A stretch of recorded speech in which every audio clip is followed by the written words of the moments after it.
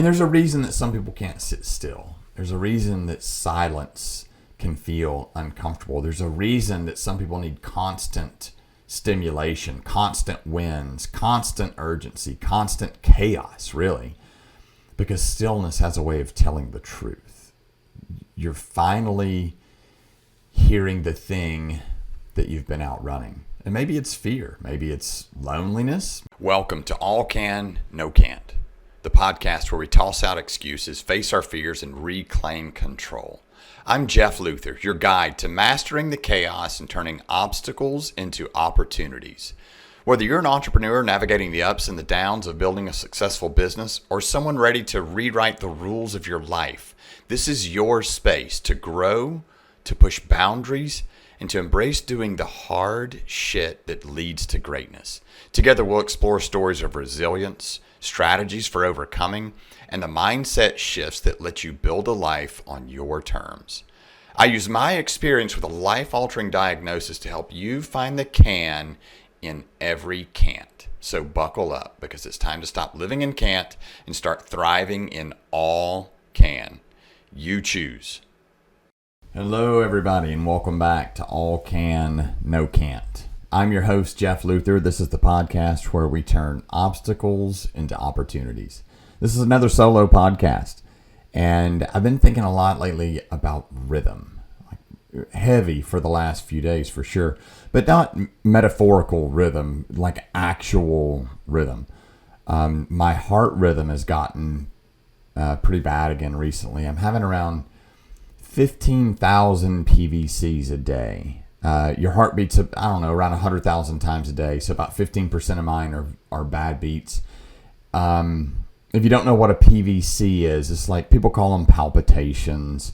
It's like you walk into a room, walk into your bedroom expecting it to be empty, and somebody jumps out of the closet and scares you. How your heart skips a beat, and then you have that really heavy, pronounced beat, like a super heavy heartbeat. It's like that.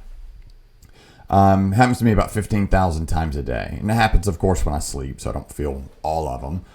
And the crazy part, so you can get used to anything. But as these started to progress, like I would notice them more and more, and then you kind of fixate on them. So a while back, I was prescribed metoprolol. It's a beta blocker. It slows things down, quiets the noise a little bit. And one of the things that it does is it lowers the volume, like on all the adrenaline, all the things that they're called catecholamines or catecholamines. It's the chemicals that are processed through your heart. So it lowers the volume. It doesn't allow them to attach to your heart. And then recently I had to come off metoprolol. I'm having surgery today. And had to come off metoprolol so that my heart is in its natural state and is doing all the bad stuff it's supposed to do. So it's wild how pronounced everything has become. Every skipped beat, every thump, every PVC, every flutter. Like, you realize just how much stimulation your body is handling every single day, and we don't know it. But that ability was taken away from me with a metoprolol, and now that I didn't notice it, I just don't, like, it just gradually kind of declines. It's like the people that start drinking more and more every day. Like, you have a beer and you feel that little buzz and it's good, and then then that beer turns into maybe a beer and a half, and then that turns into 2 beers, so you can get that same stimulation. It's just a gradual process. Like I always say, alcohol is like a cat burglar. It steals things from you really slowly. So in any event, once I was coming off the beta blockers, then I started to realize how much stimulation your body handles. It's like you get stress, cortisol, adrenaline, caffeine, pressure, deadlines, fear, responsibility, kids. Like, just imagine like your kids all of a sudden get into a fight. Like you're in a room, or somebody drops a glass and breaks it. Those things that are instant like that, they initiate a response in your body. And for a lot of us, we don't even notice it anymore because the chaos just becomes our normal. So I think that was it for me. I didn't really notice, but now that I'm off of it and I had that beta blocker for a while, I definitely noticed how much of it. And that's the part that's been sitting with me. And what happened, I was doing a workout a couple of days ago, and in between the sets, I noticed myself. I could feel every rhythm, every bad beat, and I noticed myself sitting there between sets trying not to notice my heart rhythm. And I was trying to talk myself through it. Okay, well, turn the music up louder, kind of like, okay, I feel the beat, but I'm going to be okay. It's normal. I just didn't feel it for a while. And then, I'd walk around a little bit, and I was waiting. I was doing 30 seconds on, 30 seconds off, and it was clean and jerks. And so I was just waiting for that 30 seconds to be up. And normally when I do 30 on, 30 off like that, I'll work really hard for like 20 seconds and then just kind of coast and let that last 10 seconds or so tick off. But for this, I worked consistent. Like I would start work at the beep, and then I would work all the way through the 30 seconds, keeping myself moving. And it was because I didn't want that 30 seconds of downtime. And even I have figured out now, I'll turn the music up real loud and I press my chest up against the speaker in the gym. And when I do that, it drowns out the rhythm. I can't feel any of those bad beats. I'll get some lightheadedness. I think that's probably just anxiety in my head. But I don't notice the beats because I don't want to feel them. They're scary. I'm scared that one bad beat's going to turn into VF and then get shocked.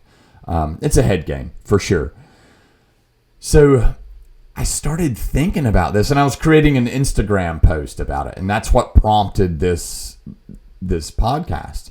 I was going to create an Instagram post just to show, hey, this is what fear really looks like. Because I record my list for my coach, and I was recording this one section, and I was talking to myself, and you can see it in the video. Like my hand gestures, like I was just having a total conversation. So that's what prompted this podcast. It's like, man, how often do we do this? Like actually in our lives. And I don't mean the PVCs, I mean the avoiding. Because I was avoiding that 30 seconds of rest. I was trying to figure out how to get noise, not literal noise, but how to get noise or busy in between those sets so that I didn't feel that heart rhythm. And I think entrepreneurs and leaders and founders, we're masters at this. And also we glorify busy constantly. Oh, I'm slammed. I'm buried. Oh, I'm just grinding away. I really can't stop. I don't have time. Oh, hey, every day's the same. They all end in Y. You don't get days off. Yeah, that's really cool. But sometimes busy is not ambition. Sometimes busy is like our own little anesthesia. It's like our own little cocktail. Sometimes the calendar is just emotional camouflage, because if we stop moving, we might have to actually hear what's going on underneath all of that noise. And that's the dangerous part. It's not the workload, it's the avoidance. And listen, I'm talking to myself here too. I've found myself wrapped up in the glorification of busy. I've found myself trying to go to the next thing, or trying to find the next project, or open my email, even open my phone and look for those little red circles that tells me I've got something that I need to go check. And there's a reason that some people can't sit still. There's a reason that silence can feel uncomfortable. There's a reason that some people need constant stimulation, constant wins, constant urgency, constant chaos, really, because stillness has a way of telling the truth. You're finally hearing the thing that you've been outrunning. And maybe it's fear, maybe it's loneliness. As you know, I've been coaching for a little over a year now, and my coach just laid something pretty heavy on me. They've challenged me to have 50 powerful coaching conversations booked within the next 30 days. So if you're feeling stuck or overwhelmed, maybe successful but unfulfilled, or you just need to talk something through with someone that you know will listen, then I would love to have that conversation with you. This is not a tactic. There's no sales pitch. It's just one powerful conversation. This is complimentary to you. So if you want in, send me a message and I'll send you the link. I got you. Maybe it's grief, and it could be fear of anything. It's not necessarily, I use the word fear universally. It's not fear, not I'm scared of something, but you have these things like, what if this doesn't work? Or what if it does work and I have to maintain it? Or what if it only works for a little while and then people realize I'm not smart? All that's fear, not in like a weak sense. But it could be fear, grief. Maybe it's disappointment. Maybe it's the realization that you built a life that looks successful, but doesn't actually feel peaceful. And so we just keep moving so we don't have to sit with that. And instead of dealing with it, we answer another email. We start another business, scroll for another hour, or we try to schedule another meeting, try to put something on our calendar, try to hit another PR in the gym, or just stay busy enough not to feel it. And society rewards that behavior. That's kind of the crazy part, the glorification of busy. People applaud your burnout. People applaud your effort. People applaud all the hard work, while your relationships quietly starve to death in the background. It's nuts. You can be wildly productive and deeply disconnected at the same time. I don't know if you can be deeply disconnected. Like, disconnected is disconnected, right? Once you're disconnected, you're just not connected. I don't know if it is deep. So maybe I misword that, or I misspoke. But I know, because I've done it. I know that you can be productive and disconnected. I have done that. And after my original cardiac arrest a few years ago, I started seeing things differently, because when your heart literally stops once and you get that feeling and it happens again, then death becomes real. You start paying attention to what actually matters, or at least hopefully you do. And you realize how much of life gets wasted in distraction. And not like evil distraction, but productive distraction. Like, I was talking to a guy yesterday, one of the entrepreneurs that I coach, and we were talking about work. In his company, he's got things that he knows works, but he doesn't want to do them. He's like, I just don't want to do them. It's like, okay, well, you don't want to do the work. He's like, no, I it's not that I don't want to do the work. It's just not fulfilling. Okay. So then how do you find things that are fulfilling? Like, what's fulfilling that you can find that might turn into clients or might turn into sales? We don't have to continue grinding, doing the same thing. If we're doing what we think is right and we try to morph that into something that we enjoy or something that excites us, the business will come. I'm convinced of that. But we look for distraction, and all of this is not evil distraction. Like I said, it can be productive distraction, respectable distraction. If we look busy, we get respect. The kind that gets us the likes on LinkedIn. And I'm not anti-work at all. I don't mean, oh my gosh, I had cardiac arrest and now I'm going to just love on my kids forever. I love building things. I love work. I love problems. I love solving problems. When we have problems, that's how we know we're human. I love momentum, and more importantly, like, I am in love with purpose. I love purpose. But there's a massive difference between building a meaningful life and using achievement to avoid it. A huge difference. One is going to create peace for us, and the other it literally creates exhaustion, but we disguise that as importance, I think. And I think of a lot of entrepreneurs, a lot of founders, a lot of leaders, maybe even like CEO types, they quietly live in this space because high performers are really good at functioning and pretending that they're not hurting. And I think that's why people miss that piece. You can be successful and super anxious. You can be successful and disconnected. You can be successful and be terrified. You can be successful and emotionally exhausted. The world only sees that one scoreboard. And unfortunately for us, it's always in our face, right? With the posts and the celebrations and the things that what I've heard people say is when we crop out the sadness. But the world just sees that one scoreboard of the sale or of the top line, and they don't hear the rhythm underneath. And I guess that's what this whole experience reminded me of.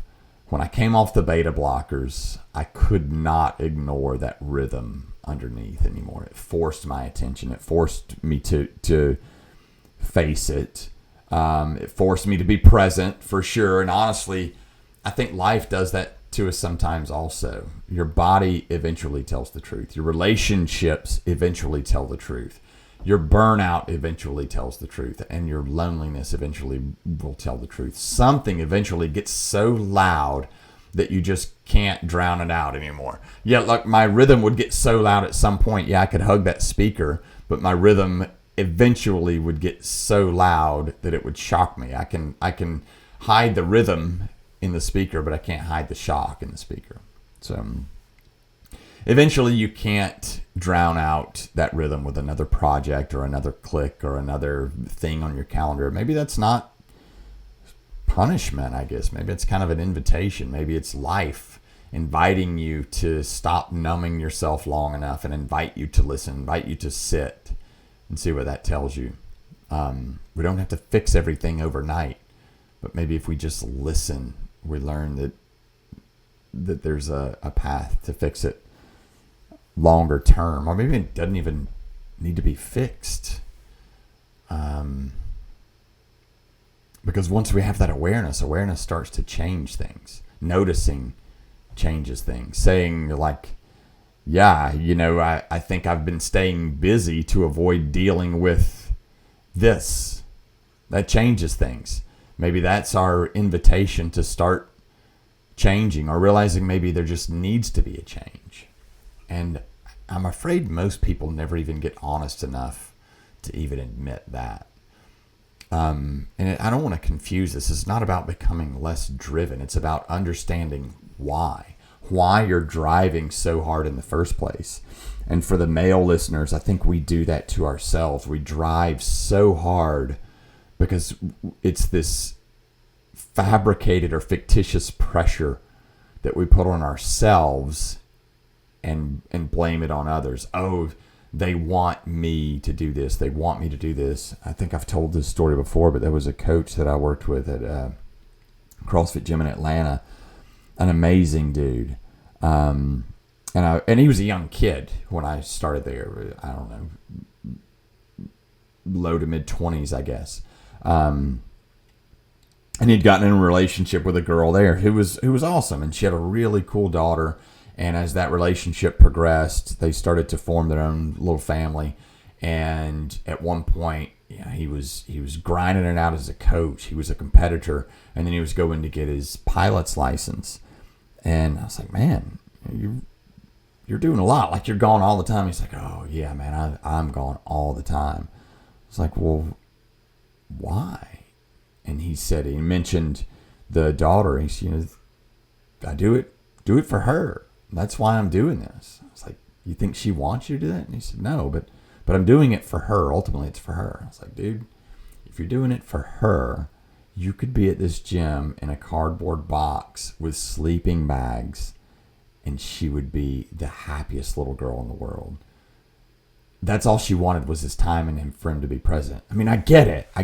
He wants to provide, but he put the pressure on her when really he's creating that own pressure or his own pressure.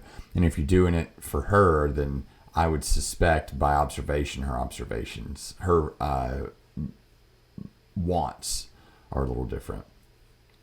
So it's about understanding why you're driving so hard in the first place. There's a difference between running toward purpose and running away from yourself. I don't mean to imply he was running away from anything. He thought he was running toward purpose, but maybe not the right purpose.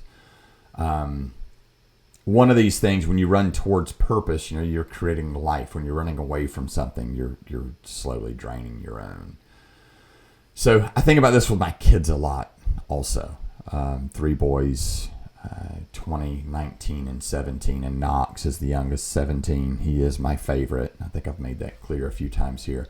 But what do I actually want them to learn from me? That their dad worked nonstop, or that dad learned how to be present and still provide? That dad built businesses, or that dad learned about the importance of relationships? Because at the end of this thing, and nobody gets out alive, I promise, but at the end of this, nobody's going to stand around your hospital bed or stand around the funeral home or wherever this conversation takes place and talk about how fast you replied to emails. Really what it's about is how we leave people feeling. Whether that's at the end of a day, end of a meeting, or the end of all of it. They talk about, if you were present. They talk about if you listened. They talk about how they felt with you, if they felt safe or if they felt loved, whether they felt like they mattered when they were around you. I think that's what people remember, the connection, the presence, the love, just the moments. And maybe that's really what I've been thinking about lately, because that's rhythm. And not just heart rhythm, like life rhythm, because eventually your life develops a rhythm, whether you realize it or not. If you wake up, you rush, you react, you grind, you distract yourself, you exhaust yourself, then you go to bed at night just to repeat it, like that is a rhythm. And if we're not careful, we can get so used to that rhythm that chaos starts to feel normal. Those bad beats start to feel normal. And then maybe that busyness is our own metoprolol to hide those bad beats. And when that shit goes away, you feel every single one. So right now, maybe silence feels uncomfortable. Maybe rest feels lazy. Maybe presence feels unproductive. And maybe the goal isn't to eliminate every irregular beat in life, but maybe the goal is to stop living so out of rhythm with ourselves, to stop drowning out what we already know deep down, to stop using busy as a way to avoid honesty, because your body keeps a rhythm, your emotions keep a rhythm, life keeps a rhythm. And the question is, are we really listening to it? Are we listening to that rhythm? So maybe the question today is, are you really that busy?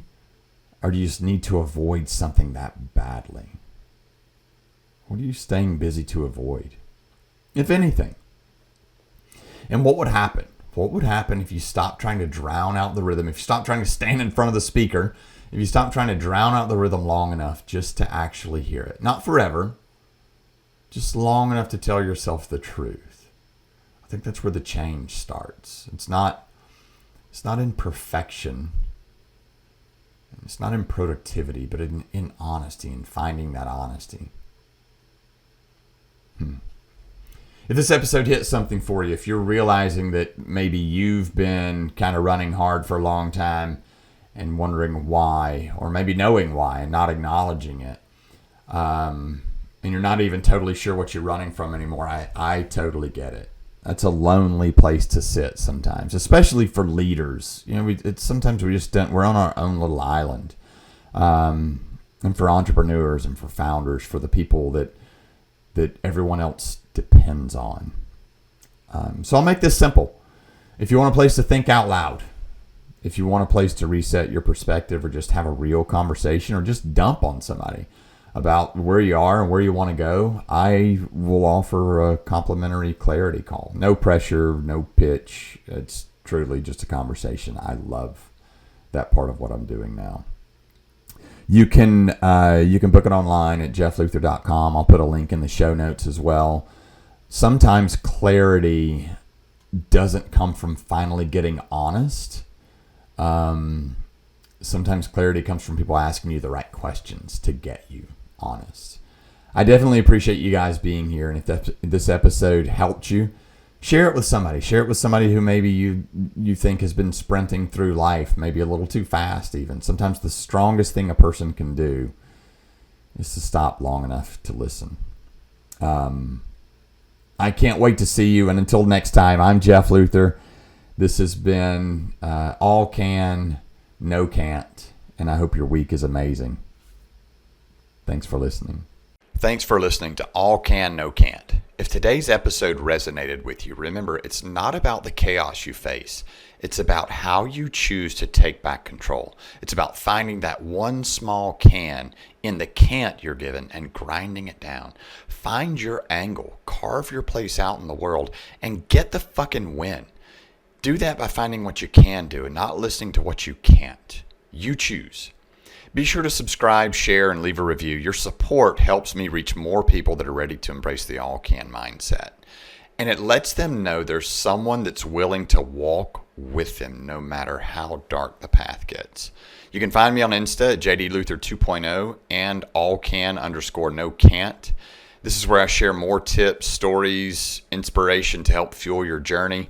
And until next time, keep pushing boundaries, breaking limits, proving to yourself that anything is possible, even when you're told it isn't. Remember, life's not about can't. It's all can. Go prove them wrong.